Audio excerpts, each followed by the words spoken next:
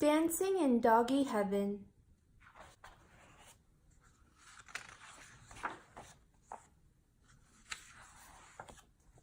I'd like to tell you a story about a dog named Dexter, for he was more than just a dog to me. He was my best friend. It all started in the summer of '88.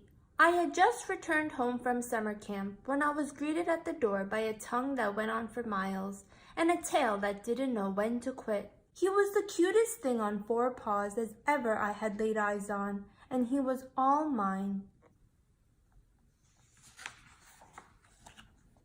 The two of us became an inseparable pair.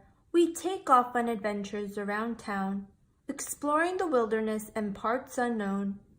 There wasn't a stone we passed that didn't go unturned. I'd show him how to fish down by the local quarry. He'd show me how to hunt for squirrels, which, by the way, is much harder than it looks. Together we'd play and carry on. We were like two peas in a pod. Life was good. Now, of course, times weren't always so perfect. Like that time Dexter chased the mailman around the block and stole his sack of mail. We never did find out what happened, as it was never seen again. The incident, as it became known, remains in the folklore of Richmond Street to this very day. And how about that G.I. Joe toy chewing phase he went through? We lost a lot of good men that year. We certainly had our fair share of highs and lows, but through the thick and thin of it all, we remained best of buds.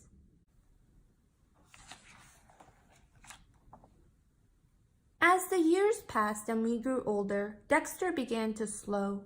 Instead of chasing the squirrels, he'd sit and watch them play from afar.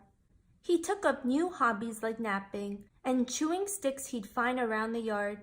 And boy, did he love those sticks. When he finished his way through the sticks in our yard, he'd roam the neighborhood, scavenging sticks from wherever he could find them.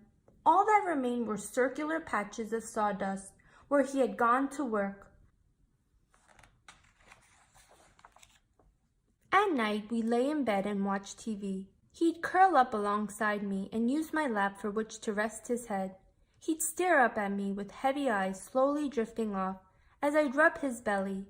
He always felt safe, secure, and loved when by my side, as did I.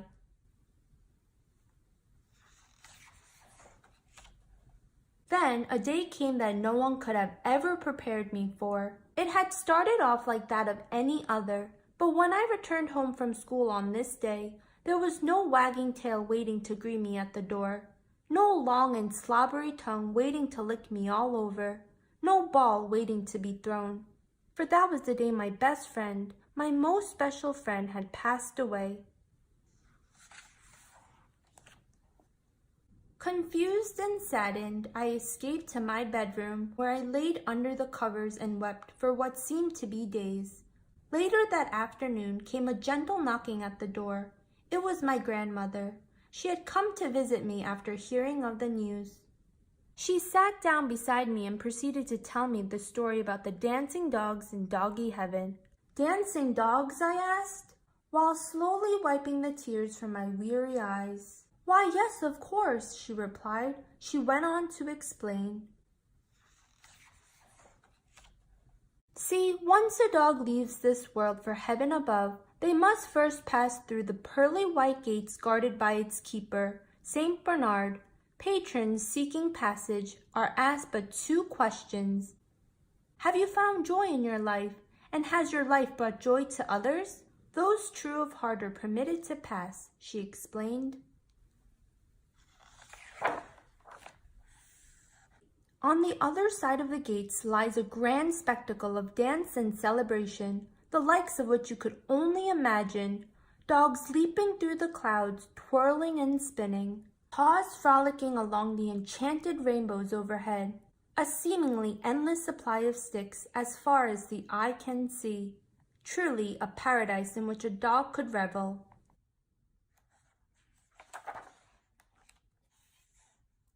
So you see, the ending of one life is merely the beginning of another.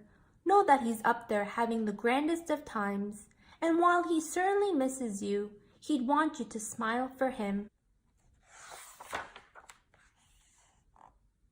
Years later, I still think back on those sage words of my grandmother as I look to the sky above. I catch myself thinking of Dexter, twirling about, practicing his grand jeté while dancing in the clouds of doggy heaven.